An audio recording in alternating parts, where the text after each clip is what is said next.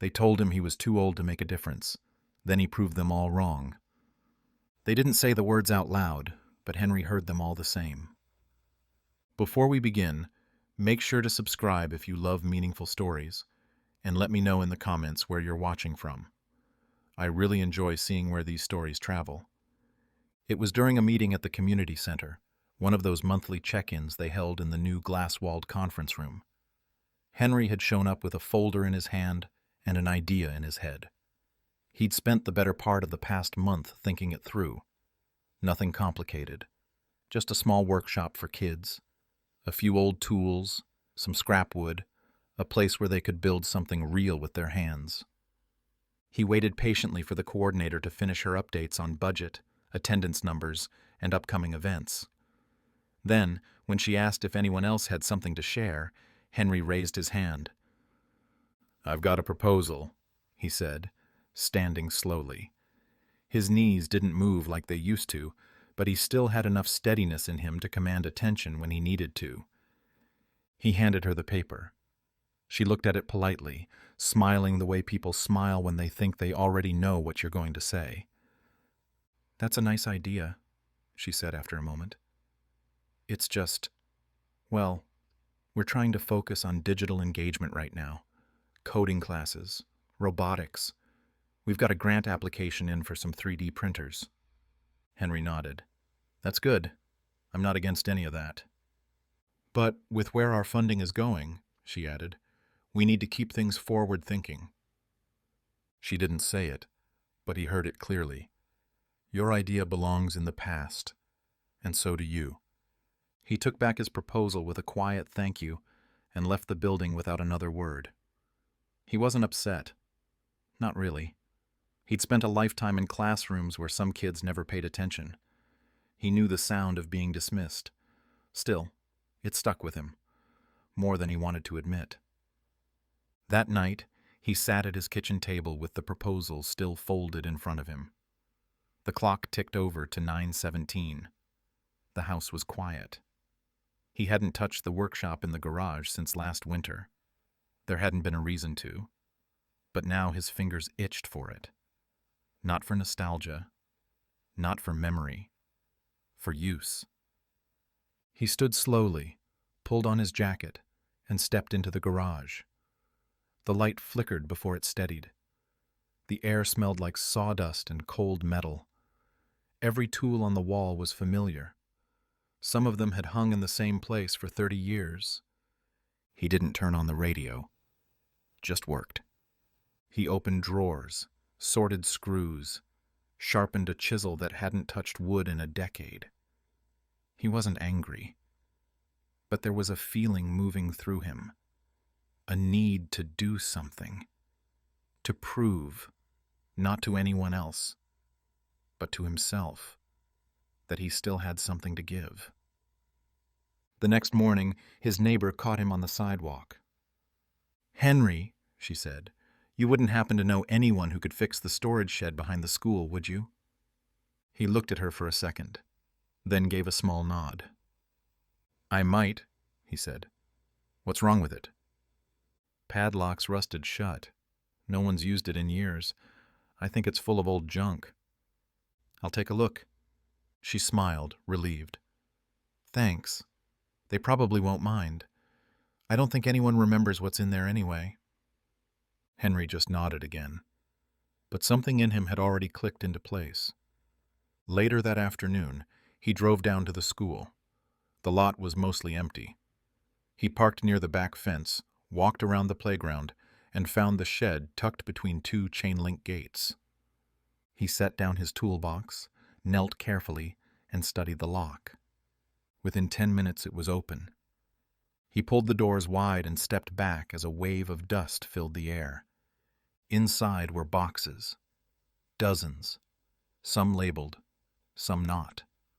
Old sports equipment, paintbrushes, binders of lesson plans, stacks of unused wood, and near the back, still covered in plastic, an entire shelf of basic hand tools. Henry didn't smile. He didn't say anything. He just took a slow breath. because sometimes the things people forget turn out to be the things worth saving. The shed smelled like time, old paper, rusted steel, a bit of mildew, the kind of smell that told you nobody had been inside for a while, maybe years. Henry stood in the doorway, letting his eyes adjust to the dim light. He didn't step in right away, just looked. Most of the shelves were sagging. A few boxes had split open at the bottom from years of sitting still. The sports gear was easy to spot. Deflated basketballs, bent soccer goals, a stack of jump ropes tangled together like weeds. But what caught Henry's attention was along the back wall. There, in the shadows, sat 3 wooden crates marked workshop materials. A faded label had once listed the contents, but now only a few words remained. Nails, safety goggles, clamps, sanding blocks. He stepped carefully over a cracked plastic bin and knelt down beside the crates. The lids lifted with a creak. Inside, everything was dusty, but mostly intact. Tools, simple ones, hammers, screwdrivers, squares, taped up containers of screws, every piece of it usable with just a little care. Henry worked slowly. He moved the boxes closer to the door, where the light was better. The sun had started to shift behind the trees, and long shadows were stretching across the blacktop. He didn't have a plan. He just knew these tools didn't belong in a forgotten corner. He took inventory on a scrap piece of cardboard he found inside one of the boxes. He didn't think about who would see it. He just did what needed doing. By the time he finished organizing, his hands were covered in dust, and his knees ached from crouching. But he didn't mind. The quiet felt good, familiar.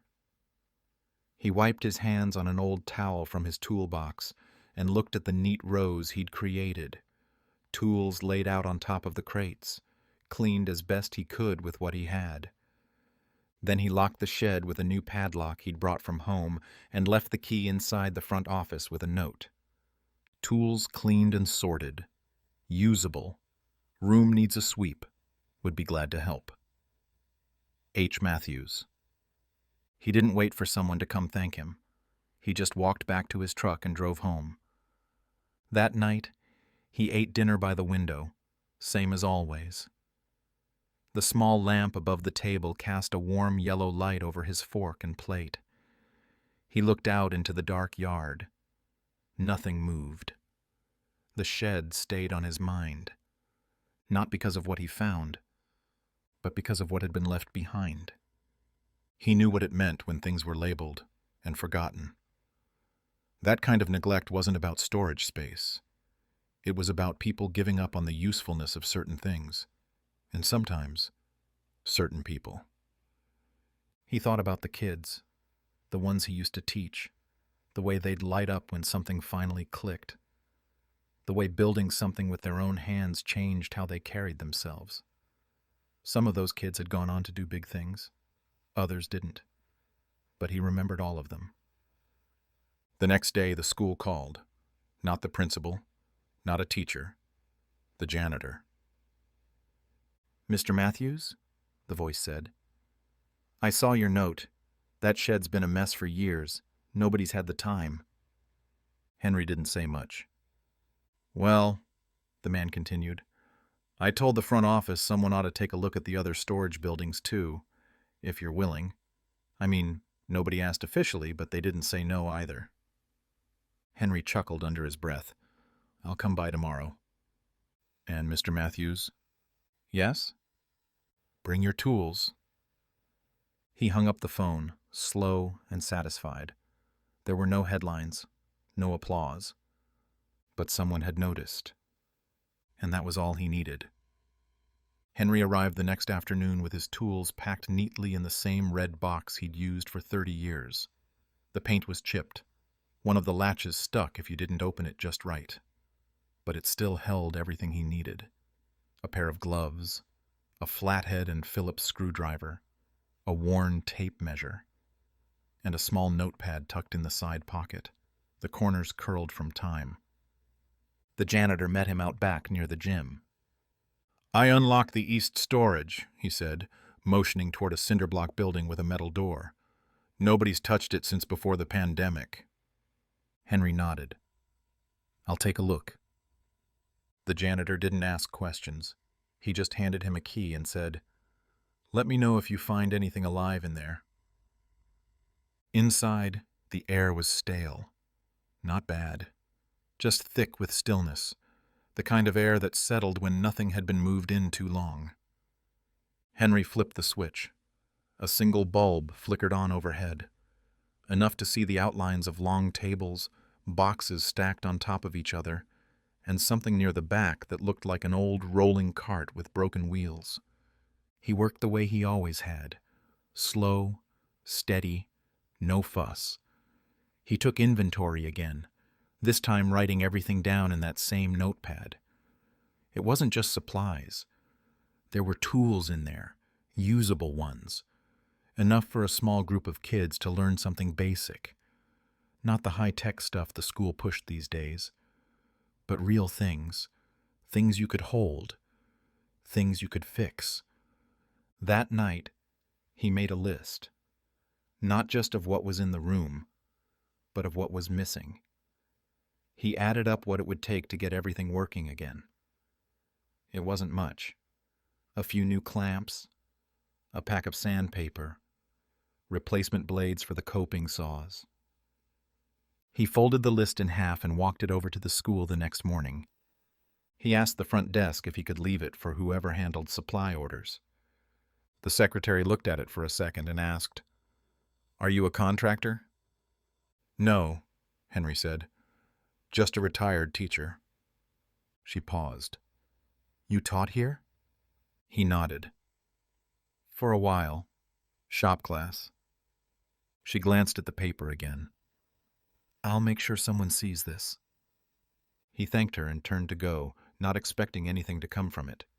But before he reached the door, she called after him. "Mr. Matthews?"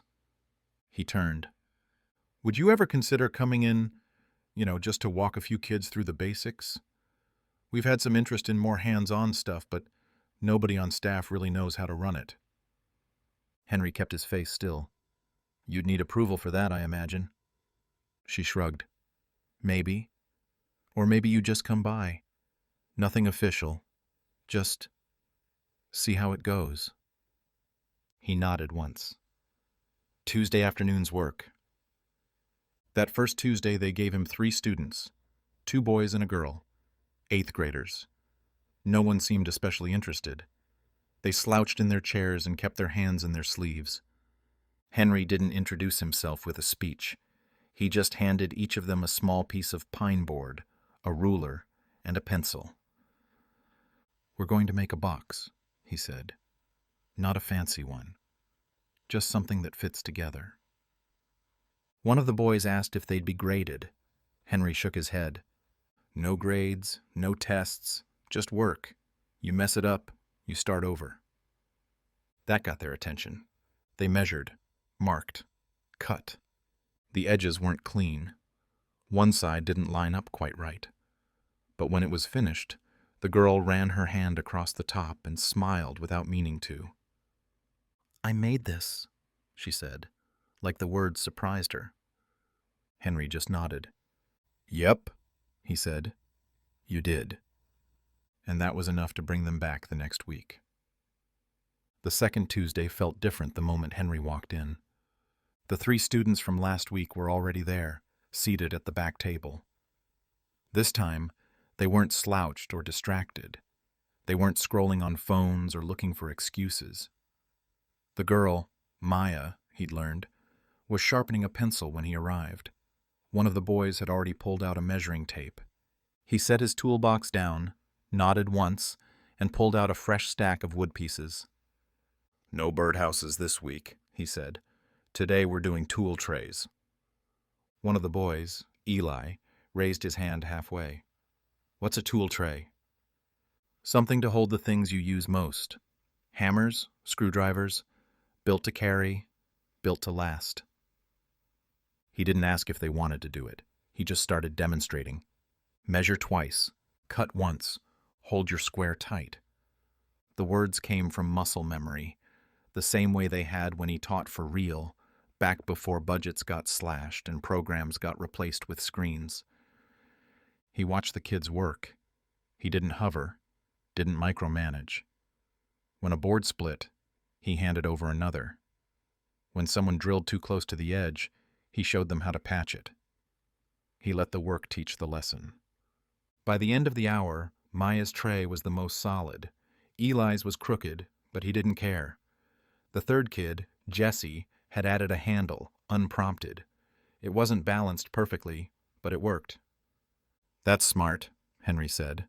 "A handle helps." Jesse grinned. "Saw one in my uncle's garage once." "Then you learned something there, too." The bell rang. They didn't rush out. Before leaving, Maya stayed behind for a second.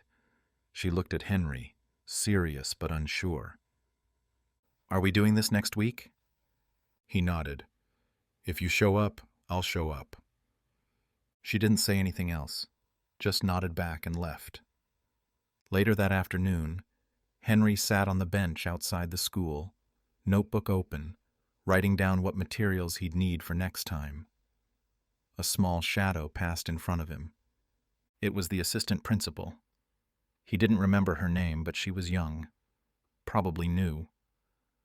"I heard you've been coming in," she said, "with the kids." "I have." "They've mentioned it, in a good way." Henry nodded but said nothing. She looked at his notebook. "We don't really have a formal program for this." "I figured. But if it's helping them stay engaged, maybe we find a way to make space." Henry closed the notebook slowly. "I don't need a program. Just a table, some tools, and kids willing to try." She hesitated, then smiled. "I'll make sure the room stays unlocked." He watched her walk back toward the building, then leaned back on the bench. The sun was dropping lower now, casting long shadows across the sidewalk. He thought about what Maya had asked. "Are we doing this next week?" That wasn't just a question about a project. That was a kid asking if someone was going to keep showing up. And he would. He had no formal role, no title, no contract. But he had time. And as far as Henry was concerned, that was something worth spending. By the third week, there were 5 kids waiting when Henry walked in. He didn't ask where the 2 new ones came from. He didn't need to. Word was getting around, and not because of flyers or announcements. Just quiet talk. One kid telling another that someone in the back room was teaching them how to build something real. Henry set his toolbox on the table like always. Same order, same pace. He handed out wood panels and plans for small shelves this time, the kind you could hang by the door to hold keys or phones. Something simple, something useful. He explained once, then let them work. No one talked much at first. They were focused. Tape measures clicked open and snapped shut. Pencils scratched against wood. Sandpaper brushed in steady circles. Henry walked between them, watching, nodding, offering a quiet correction now and then. "Check your line. That angle's off by a hair. Try again." He didn't need to raise his voice. They listened. Jesse drilled too deep on one side and let out a sharp sigh. Henry handed him a fresh piece. "Don't fight the mistake," he said. "Fix it." Jesse nodded. No frustration, just back to work. About halfway through the session, the assistant principal poked her head in. She didn't say anything, just watched from the doorway for a minute. Then she disappeared down the hall. The kids didn't notice. They were too busy building. When the bell rang, they packed up slower than the week before. They wiped down the tables, stacked extra wood neatly. One of the new boys, Reed, hung back and looked at Henry like he wasn't sure if it was okay to ask. Henry caught it. "You got a question?" Reed shrugged. "Can we do something bigger? Like a bench or something? Henry thought for a second. Maybe next month. You build the small things first. Then the big ones don't scare you. Reed smiled a little. Okay. After they left, Henry gathered up the leftover supplies and made a quick note of what they were running low on. He didn't mind buying the extras himself. He'd been saving for no reason in particular, and this felt like a good one. As he walked through the hallway toward the exit, he passed by a bulletin board. One of the teachers had pinned up a photo. 4 kids from the workshop standing behind a lopsided birdhouse, all of them squinting in the sun. No one had asked to take it, but someone thought it was worth remembering. At home that evening, Henry sat on his porch with a cup of coffee and a small wooden box in his lap. It was the same kind the kids had made the first week. He'd put it together that night after they left, using the extra pieces from the lesson. It wasn't perfect. One corner didn't sit quite flush, but it was solid, useful, made with hands that still had something to give. He ran his fingers along the edge of the wood. Then he reached into the box, pulled out his notepad, and started writing ideas for next week's project. A coat rack, maybe, or a toolbox. Something they could take home and say, "I built this." He didn't need to prove anything to the school. He didn't need to convince anyone of his worth. The kids were proof enough, and that was all the validation he'd ever wanted. The next Tuesday started differently. Henry arrived early, toolbox in hand, as usual. But this time, a car was already parked near the back entrance. A woman stood beside it, arms crossed, watching the door. She looked like someone used to being in charge, clipboard tucked under her arm, polished shoes that didn't belong near sawdust. She didn't smile when Henry walked up. "Mr. Matthews?" she asked. He nodded. "That's me."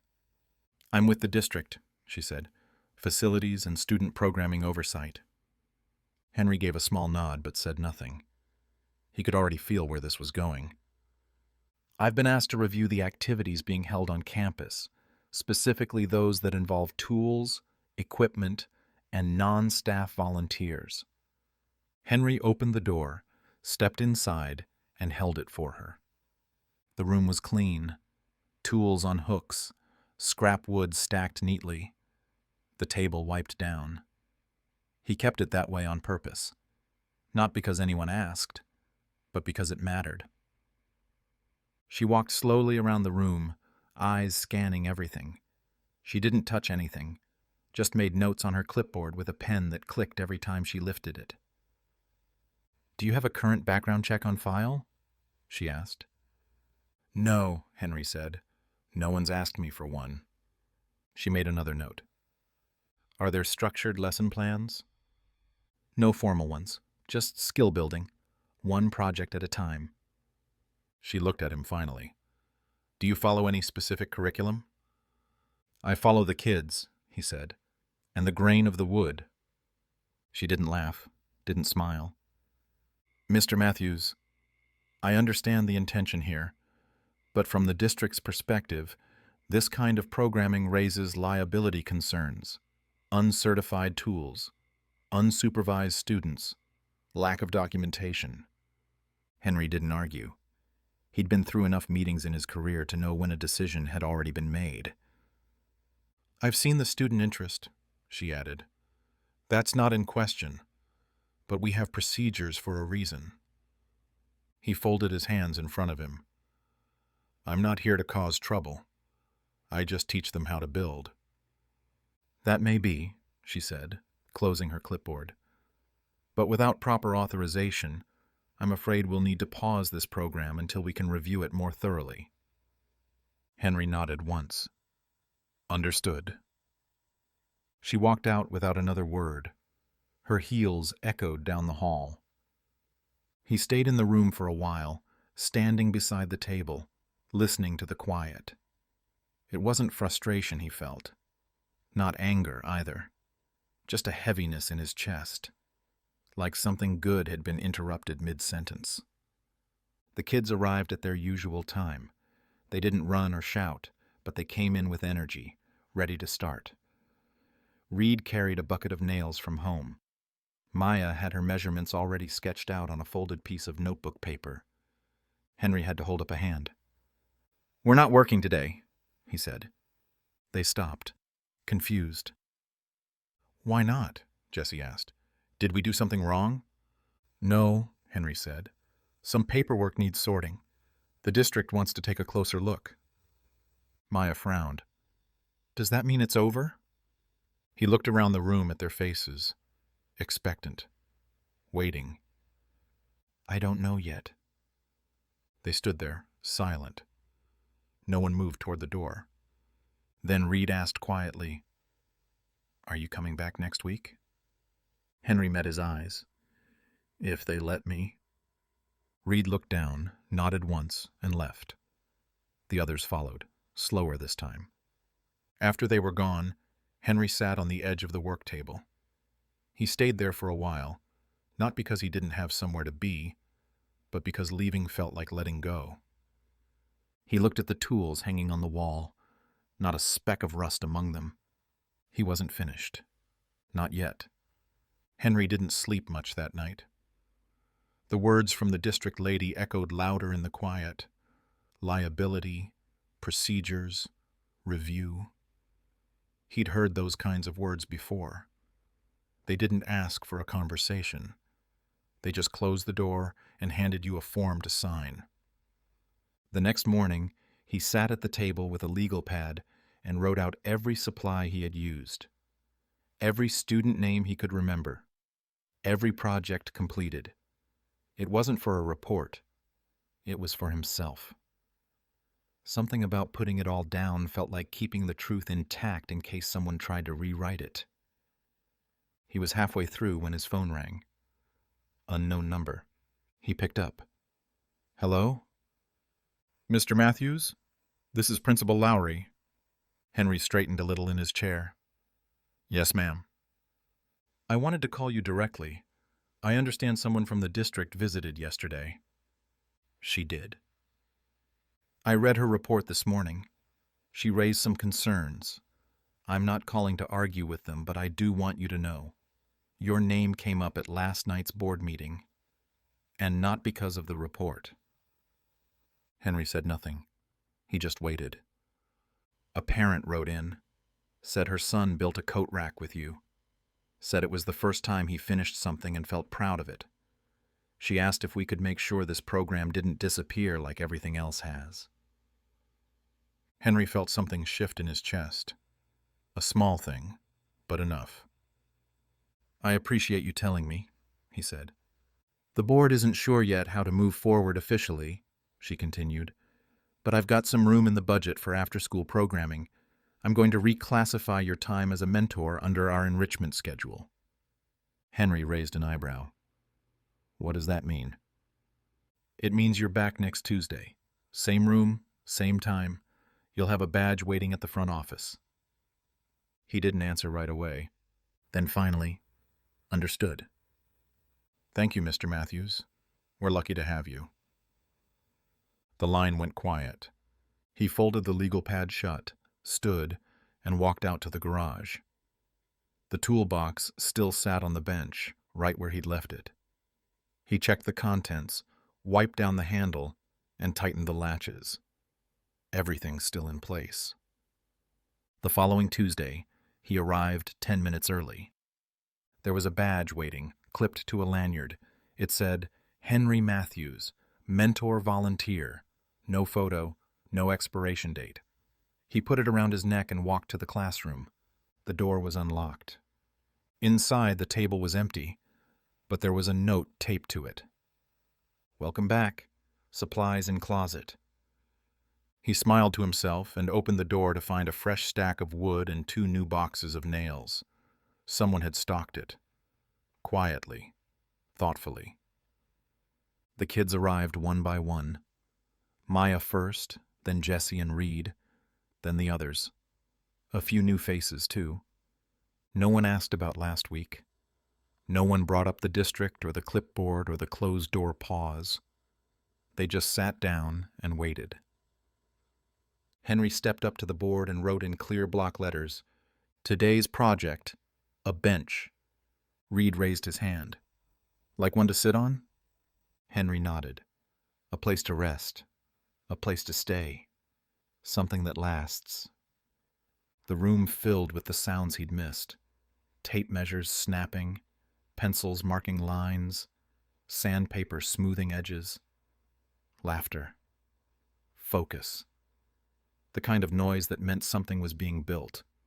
Not just from wood, but from trust. He didn't give a speech at the end.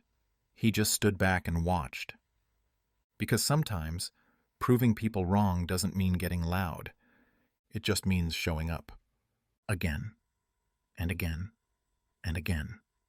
The bench took 2 weeks to finish. Not because it was complicated, but because the kids wanted it to be right. They took their time measuring, sanding, lining things up. Jesse recut one of the support beams after deciding the angle didn't sit well. Maya asked if they could engrave something on the side.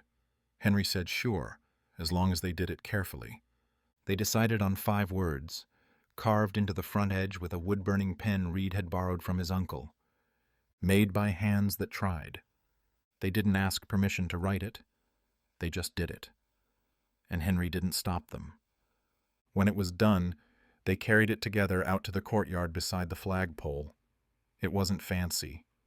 Just clean, solid, level. No squeaks, no wobble. Built the way Henry taught them. Built to last. They placed it along the sidewalk where kids passed between lunch and the buses.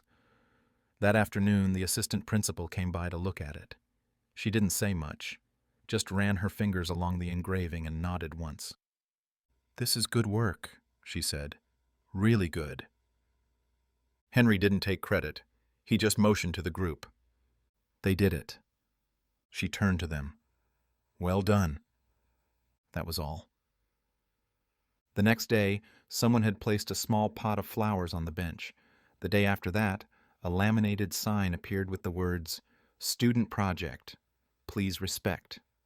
Henry never asked who put it there. The kids kept showing up. More of them now. 11 by the 3rd week. One had a younger brother who sat quietly in the corner, just watching. Another brought in his own project from home, an old stool he wanted to repair for his grandmother. Henry helped him rebuild it after the session ended. Just the 2 of them. Quiet work, side by side. "You think she'll like it?" the boy asked when they were done. "She'll use it every day," Henry said. That evening, Henry got home and found a folded envelope in his mailbox. No return address, just his name written in blue ink. Inside was a note. "Mr. Matthews, my son came home with sawdust on his jacket today and said it was the best day he's had all year. Thank you. A grateful parent." He kept the letter, didn't frame it, didn't brag about it, just folded it neatly and tucked it into the same drawer where he kept old report cards, photos, and the first student note he'd ever received, back in 1974. Later that week, one of the newer students asked a question. "Why do you keep doing this?" Henry didn't answer right away. He looked around the room, at the tools, the scraps of wood, the mess of pencil shavings and half-finished ideas. Then he said, "Because I remember what it felt like when someone handed me a hammer and said, 'Try.'" The kid nodded slowly, like he understood more than he could explain. On Friday, the school announced that the shop program, unofficial as it was, would continue through the spring. Henry didn't make a speech. He just wrote a fresh supply list, cleaned off the workbench, and added a new hook on the wall for an extra hammer. Because more kids were coming. And he planned to be ready. The last Tuesday of the school year came quicker than anyone expected. The workshop room was full before Henry even walked in. 13 students this time, plus 2 younger siblings who sat in the corner every week and watched with wide eyes. The bench they built still sat proudly in the courtyard, now with a second flower pot beside it. Someone had left a small laminated card on the seat that read, "Thank you for teaching us to build." Henry didn't bring a new project that day. No new wood, no instructions. Instead, he brought a folded sheet of paper and a small stack of envelopes. When everyone settled in, he spoke. You've built things these past few months, real things, with your hands, but the most important thing you built was trust. The room went quiet. Some of the kids looked up. A few looked at their shoes.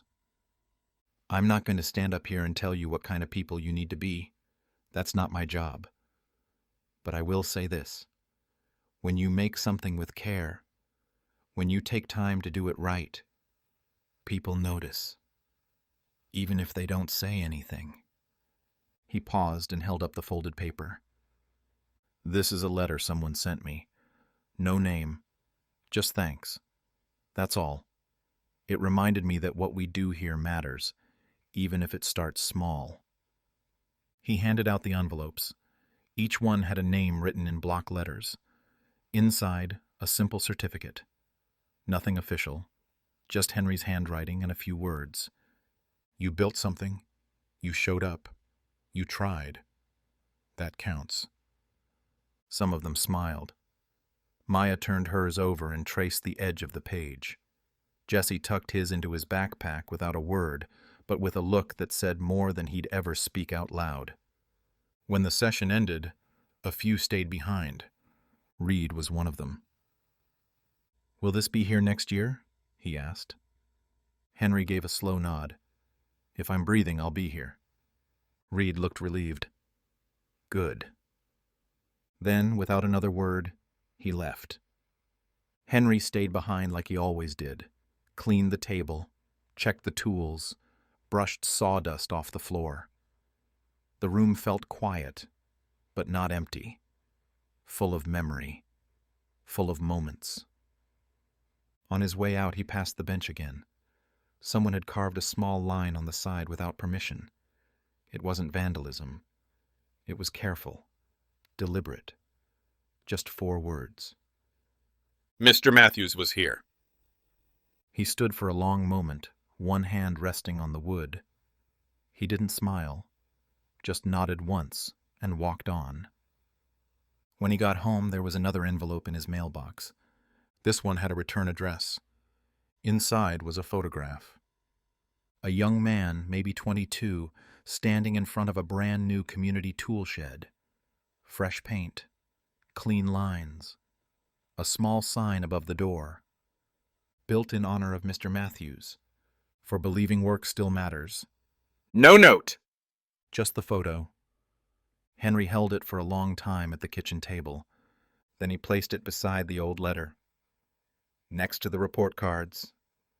Next to the photo of his first classroom. All those years ago. Too old to make a difference. That's what they had said. But no one was saying that anymore. And even if they did, it wouldn't matter. Because Henry had built something better. He had built belief. Thank you for watching. If you enjoy meaningful stories like this, we'd love to have you as a subscriber.